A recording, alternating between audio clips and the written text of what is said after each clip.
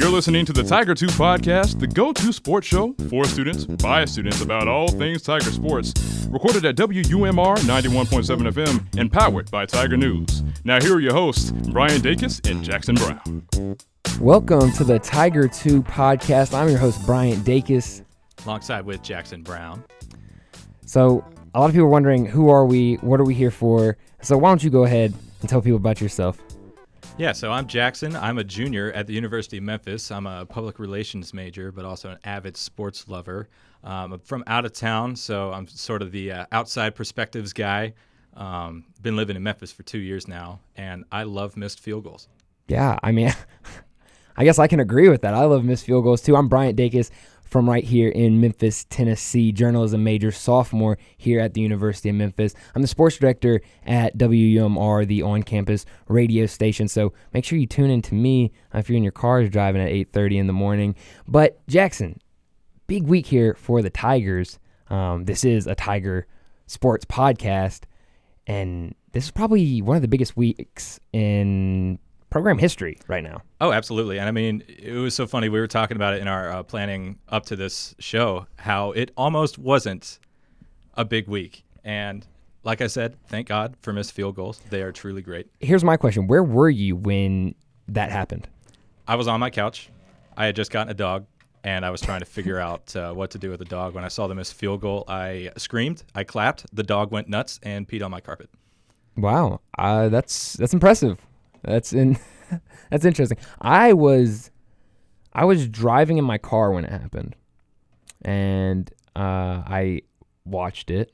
I was parked in my car. Let's say that. I was parked in a parking lot. I watched it. I was not driving. I do not look at my phone and drive.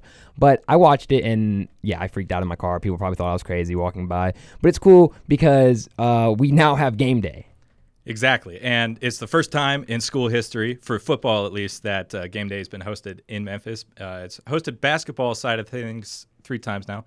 Mm-hmm. It's hosted the basketball side of things 3 times now. It's the 4th American Athletic Conference school to host game day. Yeah. And that's going back to 2011 before the conference existed, but it's also the 2nd straight year for the conference. That's huge. Oh, that's absolutely insane. I mean, this conference, that's not even a Power 5 conference, getting the biggest show in college football to come to campus. Should be a Power 5 conference. Oh, Power yeah. 6 Power conference. 6, P6. Absolutely. But, it's great. Primetime game on ABC. Yeah. And I've seen the commercials. Have you seen the commercials on ESPN? Oh, it's it major gets you hype. fired up. Absolutely. I love it. Oh, I'm so fired up for this game. I was reading a thing by Mark Giannato, Commercial Appeal, about Memphis fans showing up for the game, and it really got me fired up more than I think any football game that I've been a part of so far, and I'm very excited. Yeah, I'm very excited. Before we get to the game, let's talk about game day, because we kind of touched on it, but it's at Beale Street. There was a lot of talk about where it was going to be held at. A lot of people wanted it at Tiger Lane. Some people wanted it on campus. Then there was obviously the group who wanted it on Beale Street. They ended up deciding on Beale Street. What are your thoughts on when they have the location? I like it. I mean, when you think of Memphis as a national brand, that's what people think of. It's Beale Street and barbecue. Yeah. And from what I've read, they're combining both. Mm-hmm. A lot of the restaurants, a lot of the bars are opening bright and early, 7 a.m. Mm-hmm. And a lot of specials there, too. Oh, yeah, a lot of specials. A lot of day specials, yes. too. It's like not normal breakfast fare. It's ribs, it's chicken, it's good Memphis barbecue. Yeah.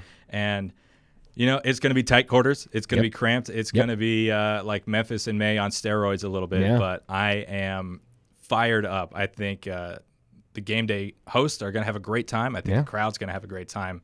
It's just the perfect spot, the perfect setting for the biggest Memphis football game in history. Yeah. When I first saw that they were doing it at Beale Street, at first I wasn't super excited about it. That was just first, because I wanted it on Tiger Lane. I wanted it just because of the history in the Liberty Bowl, especially with that group. I mean, you've got Lee Corso, who, when he was playing Memphis at Louisville, came out on the field waving a white towel, saying that he wanted to surrender. I think Kirk Herbstreit, one of his last games as an athlete for Ohio State was in the Liberty Bowl. Obviously, Bear Bryant's last game coaching for Alabama was in the Liberty Bowl. There's so much rich history in the Liberty Bowl with college football. And yes, they're still probably going to talk about that on game day, but at the same time, I just wanted it in the background there. I wanted them to be able to pan over to the Liberty Bowl and see it. But then I kind of sat down and I started thinking about it. And, obviously, there's going to be a lot of people there. And we want it to look big. It's going to look huge when you've just got everybody lined straight down a street instead of an open field. Oh, definitely. And the imagery that pops in my mind when I'm thinking about this game day setup, I don't know if you remember a few years ago, Fargo, North Dakota State, they had it set up on their main street, and it was packed. It was popping. It was live. And, the Liberty Bowl is great football history, definitely, and it's great heritage. The stadium itself, anyways, the football program. I think we need to differentiate where this team is going, and not only the team, but the city too. That's one thing I'm very excited about. It's almost perfect timing that this lines up with the city's bicentennial and all the renewal projects that are going on downtown, around the city. I think Beale Street's going to be fired up. I think Memphis is going to be fired up, and it's good for the city to put itself out there as a brand, as well as the football team. Yeah, and just thinking of the camera angle and all those neon lights of the signs down Beale Street, I think it's going to be awesome. I can't wait. I'm planning on getting there very early. The pit opens up at 5:30, so that's always a fun time. Get your posters ready and everything. But let's jump into the game. I've heard it was announced earlier today that over 53,000 tickets have been sold for this game. The tarps are coming off from the end zone. They had it covering the end zone, just kind of to have it there. But there's so many people are ordering tickets that they are forced to remove it, which is insane because they didn't even have to remove that for Memphis Ole Miss. And that's a regional rivalry where you've got Ole Miss, 45 minutes down the street, and they can drive up there easily. This is huge. Oh, definitely. And what I'm loving about this is I think about last year when Memphis hosted UCF. UCF was riding in as a top 10 team, and I was at that game. I remember. I was expecting that game to be sold out like it's going to be on Saturday, and I showed up and I was disappointed. I was disappointed. It looked half empty at times. And the fact that we're only 5,000 seats away from being sold out, it's such a great statement to where this football team is going, because I was thinking about it. This is without a doubt the biggest game in Memphis history. Yeah. Because when you think about the past, so 1996, Peyton Manning and the University of Tennessee, they roll in number 6 in the country, beat them. That was great. Major underdogs. Oh, yeah. They won 3 games that season, I think. Exactly. 2015, Ole Miss, we were 11-point underdogs and won that game. Yeah. 2017, UCLA rolls in. We're still the underdogs. Last year, UCF should have won that game, but didn't. We were also heavy underdogs. We are favored in this game. Yeah, 6 points right now. Against a top 15 opponent, in the Liberty Bowl. When can we say that's ever happened? When can we say 2 top AP teams have played in the Liberty Bowl or in a regular season game for the Tigers? Exactly. This is huge. It's definitely huge. And think about the implications of this game, too. The winner of this game has the driver's seat for the Western Division of the American Athletic Conference. Arguably, and I won't even say arguably, it is the best Group of 5 conference. It's the most competitive conference, not only in the Group of 5, but I would wager the country, too. If you look up and down the conference schedule, it's great. It's just great. And Memphis has the driver's seat if they win this game. What are the implications after that, too? And I think bouncing off of what you said about how big this game is, you think if Memphis wins this game, they're number 1 in the West. So then after this game, you've got Houston, you've got USF, and you've got Cincinnati. I think the biggest test there is Cincinnati. Oh, by far. So you are kind of in the driver's seat for the West, so then you get the conference championship. If you can play your cards right, you can start playing really good football like we've seen them play these past couple games. I think you could be talking, and I know a lot of people kind of X'd it out after that loss against Temple, you could be talking a New Year's Six Bowl. I think New Year's Six Bowl definitely, but I think what we need to differentiate too is we're in the driver's seat. Oh, absolutely. It's not a guaranteed thing. What we're talking about, the American Conference being so competitive this year, Houston almost beat SMU last week. Yeah. That was a very close game. USF is always a wild card. I know they've been down this year, but then after that, you've got Cincinnati, and potentially you have Cincinnati twice in a row. And that is a very tough team. But again, very, very exciting implications for SMU Memphis on Saturday.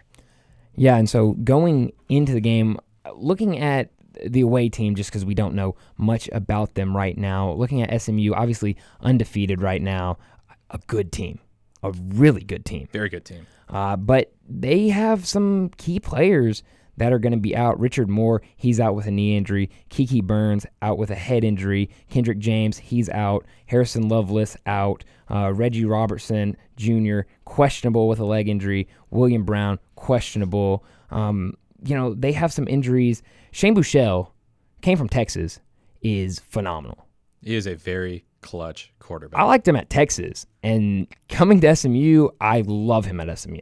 Absolutely. And, even with all those key players out for SMU, it's still it is a lightning offense. It's the 10th best total offense in the country, top 10 for an American team. They average 500 yards a game. They have 44 touchdowns. That's sixth best in the country. They're the sixth best scoring offense in the country.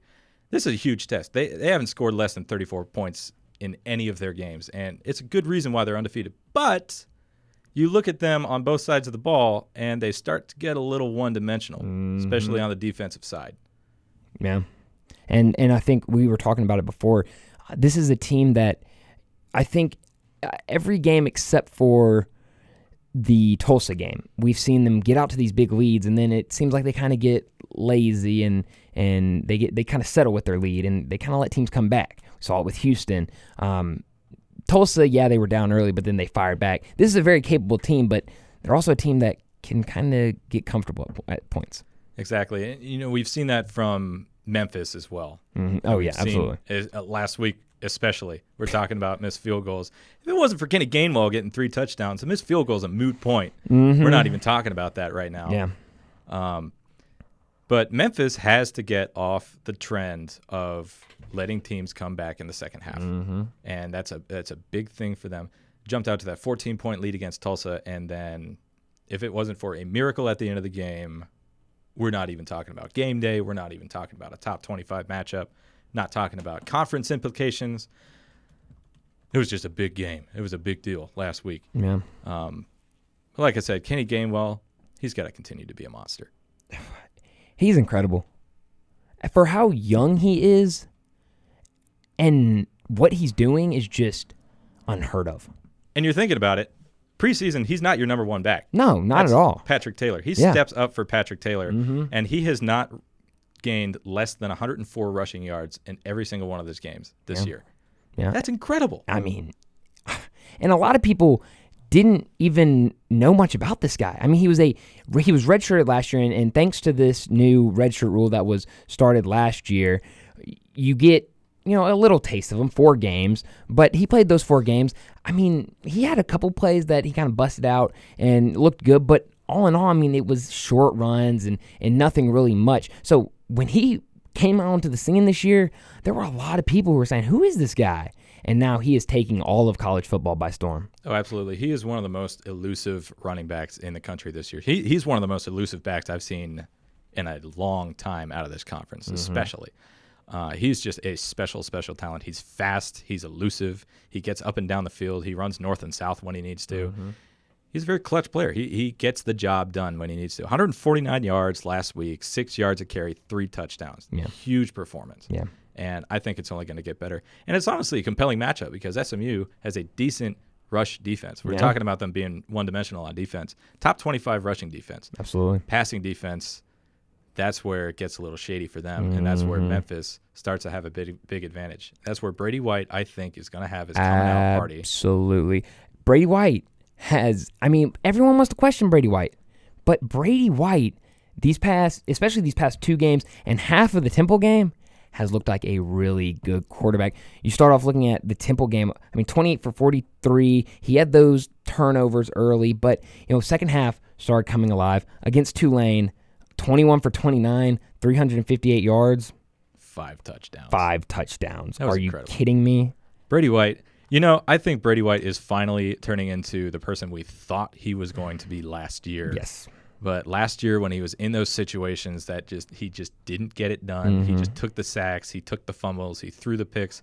You look at his last 2 games, he hasn't taken a sack. He hasn't thrown a pick. No. He's made very smart football decisions when the ball's been in his hand. He has a 70% completion rate. Yeah. That's just great. It's more you can ask from any pocket passer quarterback. Yeah.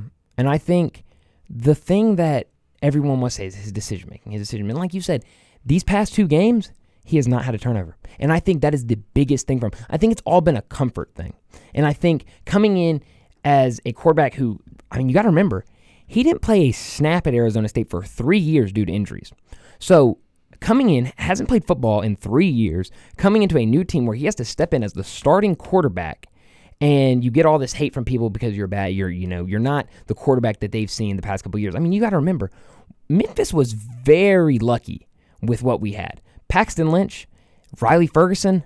You were very lucky with those 2 quarterbacks, 2 great quarterbacks in the college level.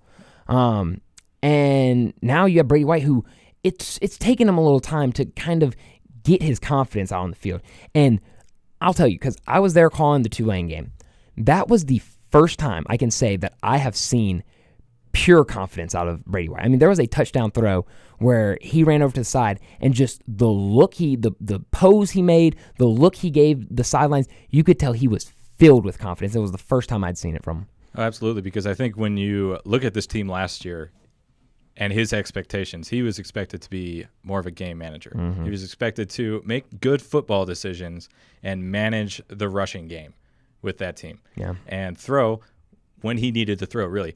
And most of the time that didn't happen. There were a lot of losses last year where I wouldn't say you can totally put it on his shoulders, but he had to shoulder a lot of the blame, because he threw the picks, he made the bad choices.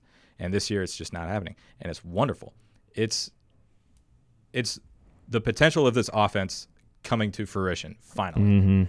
And I think Memphis fans all over can be just overjoyed with that fact. Yeah. And the fact that we're here. Yeah. And then another thing with that, especially talking about Brady White, Pro Football Focus they did a ranking of all the college football receiving corps. And, you think this is a Memphis team who hasn't thrown the ball much this year, with, thankfully, Kenneth Gainwell stepping up.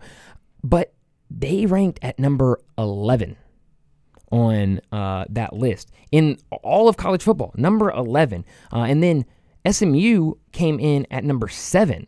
So, this is going to be 2 top 15 receiving corps, according to this website, going up against each other. 2, Shane Buechele, phenomenal quarterback. Brady White, it seems like he's starting to get it together. This could be a amazing offensive game. Fireworks show. And that's what I'm expecting. What else would you want for the Tigers' first primetime game on ABC? Oh, absolutely. Maybe a beatdown. That'd be blowout good. win. That'd be positive. I know that wouldn't be entertaining, but I would just, there's something about SMU this year, and they're a great story. They're overcoming the death sentence. No, that happened so long ago. Well, not even that. It's Texas. Oh yeah, it's Dallas. Yeah. And you know how Dallas fans get when their teams are good. And that is very true. I would love to see them wiped off the field, honestly. Yeah, I'd like to see the Tigers wipe anybody off the field, if we're being honest. But, hopefully they can do that. But what are your predictions for the game Saturday night? Or first off, what are your keys to the game? So my keys to the game, I highlighted this earlier, no second half letdown. The Tigers have to reinvigorate their big game mentality. They have to come out of the gate swinging. They have to maintain, and then they have to keep their foot on the gas the entire game, because I guarantee you SMU is going to do the same thing. Oh, absolutely. They're going to come in. They're going to be fired up. They know this is the first top 25 matchup in the conference this season. They know what implications this game holds. The winner of this game, like we touched on earlier, is in the driver's seat of the Western Division of the conference. The winner of this game arguably is in the driver's seat of the conference, depending on who comes out of the East. And you run the table after this game. You're playing for a New Year's Six Bowl. Memphis in a New Year's Six Bowl. Yeah. It's just unheard of. But, so, no second half letdown. The passing game needs to come through. That is the one fatal flaw of this SMU team is their passing defense. You have to exploit that. Yeah, so my predictions for the game. Corso is going to put on SMU's headgear. For sure. Corso is 9-2 on his picks this year. Corso is going to be 9-3 after this week. Memphis is going to win in a shootout. They're going to get that hot start. SMU is going to get the hot second quarter like they usually do. But in the end, 44-41 Tigers. I like it. I think my 3 keys to the game, like you said, I think the Tigers' defense has to play a complete game. We've seen it multiple times. I think I said it earlier in the year. I think Tulane was the first game that this defense has played a complete game, other than maybe you could say South Alabama. But I think they have to play a complete game defensively. I think Kenneth Gainwell has to do what he's done all season. He's got to continue that trend. And another thing, I think the offensive line has to be good this weekend. I mean, because SMU's going to bring pressure. No doubt about it. They're going to bring pressure. They're going to try to get to Brady White. They're going to try to force him to make turnovers. And if that offensive line holds steady, it's going to give Brady White some time to do what he does and maybe put another performance like he did against Tulane. Maybe not as many touchdowns. We'd love to see it, but we'll see. My prediction, I think it's going to be a really close one. I think honestly, this could be one of those games that whoever has the ball last wins the game. And so we'll see. I don't like picking scores. It's just, I don't know why. Not about picking scores? I don't know why. I'm not. I love picking scores. I think it's because I'm not good at math. That's understandable. So the math's not as quick in my head. I would say the thing about predicting scores is that's what you want to see out of the game. So the result stays the same. Very true. I just want a lot of points. Yeah, I love watching points being scored. That's true. I don't like super blowouts where there's no defense, but I do like a lot of points. Absolutely. Now, jumping over to basketball. The basketball team, they start regular season play next week, where hopefully we will see our first glimpse of James Wiseman in a Memphis uniform. Obviously, he didn't play down in the Bahamas, hasn't played in any of the preseason games. We saw him at Memphis Madness, but we've yet to see him in a real game. What happened was he was at practice, ankle injury, and he's fine. It's just precautionary reasons they're wanting to hold him out. What are your thoughts on them holding James Wiseman out? I don't have a problem with it. I think this team has enough talent to beat South Carolina State without him. That being said, you need to really take precautions with James Wiseman. He's the number 1 recruit in the country for a reason. Yep. He is a bigger Zion Williamson, maybe without the muscle, but definitely with the height. Yes. And you're not looking at the short term with him. You're looking at the whole season. The expectations for this team are immense. And you want him to ride it out. You want to lean on him. Even though you have an incredibly talented recruiting class, you need to lean on your stars to win championships in college basketball. And I want him to sit out one game. I would be fine with him sitting out until the conference schedule, to be quite honest with you, if he needs that much time. I don't think it will be that much time, but I don't want him to aggravate something. There would be riots in Memphis if James Wiseman sat out that long. There's already almost riots for him sitting out this long. I'm sure there would be riots. I just wouldn't be rioting. Because I'm fine with your best player sitting out if he's hurting and if you have the talent to beat the team that they're facing. Yeah. Because, let's face it, the expectation for this team is a championship. Nothing more, nothing less. Yep. They want to win a championship. They want to win a championship this year. They have their sights set on it. Anything less than that, I think people are going to be really disappointed. And you need your star to step up for that to happen. You need him healthy for that to happen. Very true. I mean, at the exhibition game against Lemoyne, and he was doing warm-ups. He was, dunking. He was putting up shots. He looked fine. I mean, I really do think this is all precautionary. I mean, why play him in games that don't matter at all? And there's some people who have a problem with that, and I don't see what the problem is. I mean, I get it. Yeah, he needs the reps or whatever, but at the end of the day, stuff happens. Give him a break. But, quickly talking about this team, because, I mean, we can't really say much. They've only played 2 exhibition games, but both games they started off really slow.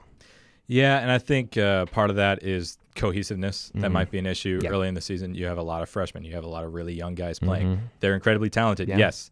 But I think what Petty Hardaway needs to focus on is continuing to reel them in, continuing to add that bond, add that cohesiveness to this unit. It is early in the season.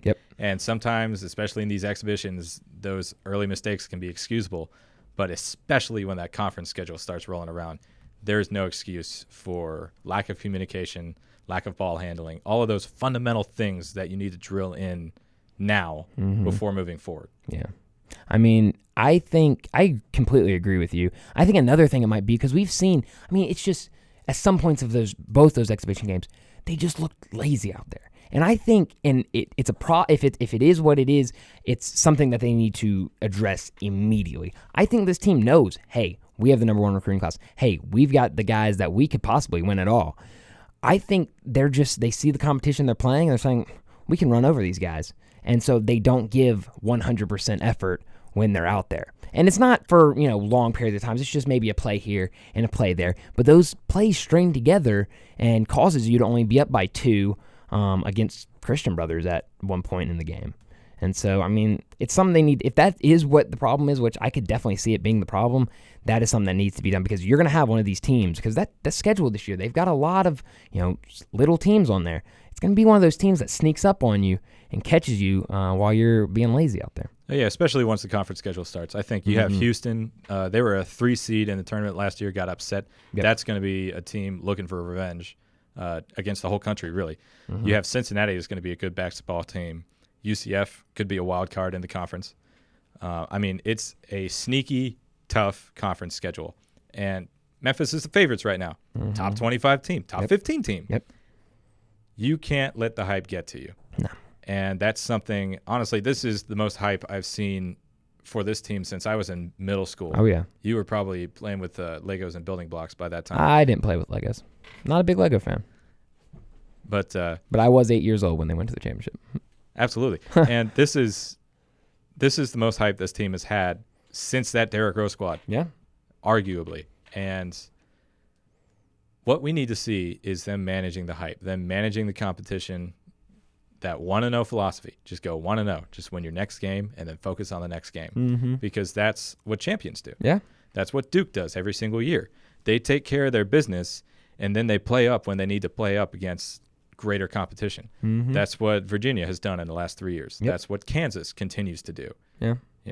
And Memphis, if they want to reestablish themselves as a basketball school, as a basketball haven, you need to take care of the little things before you can look on to something greater. Absolutely. And like we both said, I think they're getting caught up in the hype. Even some of the Christian Brothers players after the game, they said, they're not as good as we thought they were going to be. They got caught up in the hype. So it's definitely something to look at. But, Tigers are going to be starting their season next Tuesday against South Carolina State. And so we'll see what they can do. So that's all we got for this week. We'll be back next Wednesday, hopefully celebrating some Tiger victories. Oh, absolutely. Hopefully we're talking about some missed field goals that go our way again, although I don't want the game to come down to it. That would be a disappointment for sure. But yeah, hopefully it's an epic Tiger win. Hopefully this team is elevated to the national stage by the time we come back next week. Hopefully we're the ones whining about national championships. And maybe after the end of the season we'll crown ourselves as national champion. I'm always down for that. I am too.